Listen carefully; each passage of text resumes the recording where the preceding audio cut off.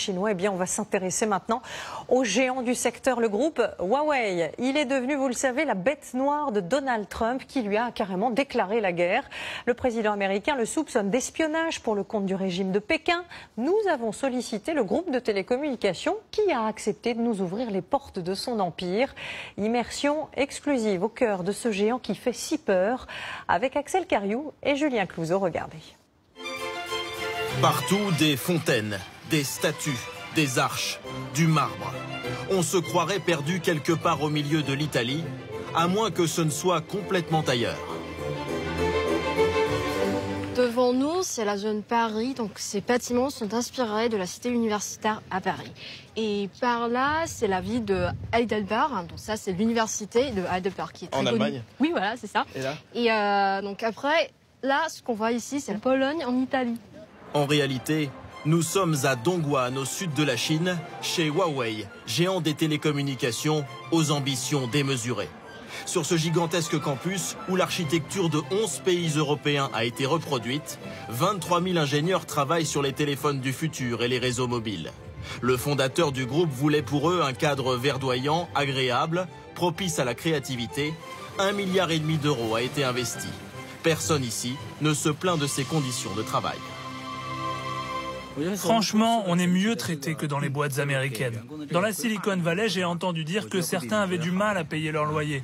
Ici, Huawei a construit tout un tas de logements à loyer modéré et les aides du gouvernement sont généreuses. Et puis si tu habites loin et que tu restes travailler tard, l'entreprise te paie même l'hôtel. L'objectif est clair, faire en sorte que les ingénieurs ne quittent jamais le campus. Ce que vous voyez là-bas, c'est le café de Flore. Donc on a des cafés comme ça, à peu près 2 ou 3 cafés par zone. Café, boutique, restaurant, tout est là. Et comme le site est immense, la surface de 200 terrains de football, il fallait bien 2 lignes de tramway pour relier les différents quartiers. Là, on part de Paris et après, c'est Vérone. Donc on passe de la France à l'Italie. Station Bologne, c'est l'heure de la pause repas.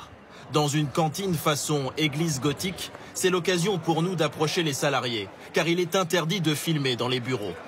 T-shirt, basket, le style est plutôt détendu à l'américaine, et apparemment les salaires peuvent aussi se comparer à ceux des grandes firmes occidentales. Moi, j'ai 34 ans. Je travaille au laboratoire d'innovation. Je touche 7 000 euros par mois, sans les primes. Moi, j'ai 30 ans. J'ai un bon salaire, mais je ne vous le donnerai pas. Ce que je peux vous dire, c'est que je ne compte pas mes heures. L'entreprise n'impose pas d'horaire, ce qu'elle veut, c'est des résultats. À tel point que dans la plupart des bâtiments, les portraits des salariés les plus productifs sont affichés aux yeux de tous. Rien n'est de trop pour exacerber la motivation et l'orgueil de travailler chez Huawei. C'est écrit chaque jour, on est en train de fabriquer les meilleurs téléphones du monde. Nous voici maintenant sur le site d'assemblage des smartphones. Là encore, interdit de filmer. Les images que vous voyez ont été fournies par l'entreprise. Pas grand-chose à voir donc. Mais nous avons une question. Comment Huawei a-t-il pu doubler pratiquement tous ses concurrents en fabriquant des téléphones 20 à 30% moins chers? Avant chaque ligne de production, il y a 86 employés qui travaillent. Et maintenant, il y a seulement 17 avec notre optimisation. Parce que chaque année, nous avons investi plus de 10% de notre chiffre d'affaires dans la recherche et le développement. Injecter systématiquement 10% du chiffre dans l'innovation et la robotisation, une règle d'or imposée il y a 30 ans dès la création de la société par son fondateur Ren Zhengfei. Pour mieux comprendre la mécanique Huawei, direction Shenzhen, à 1 heure de route, le siège social. Bonjour, bienvenue à Huawei. Voici Holly, une salariée française. Aussi étonnant que cela puisse paraître, elle nous explique que Huawei a le statut de coopérative ouvrière.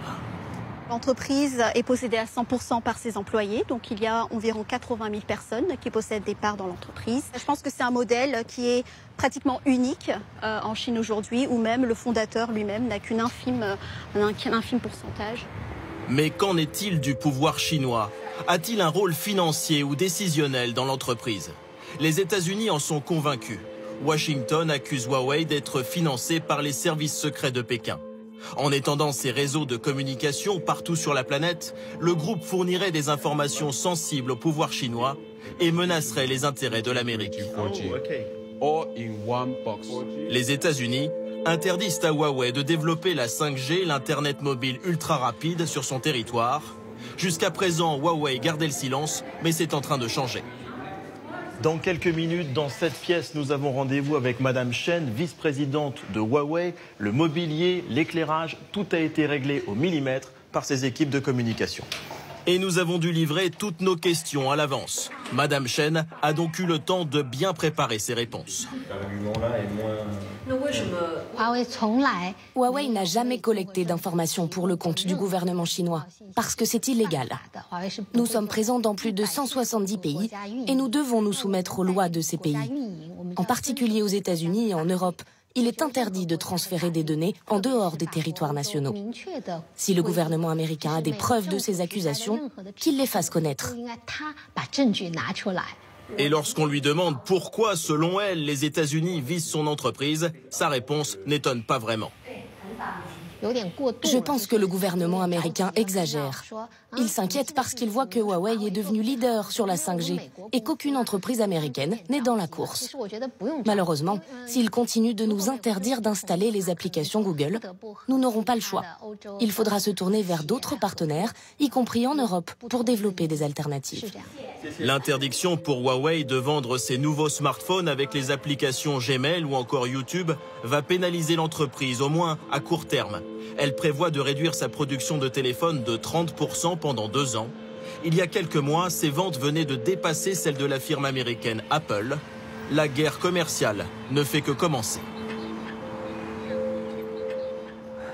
Tout autre chose.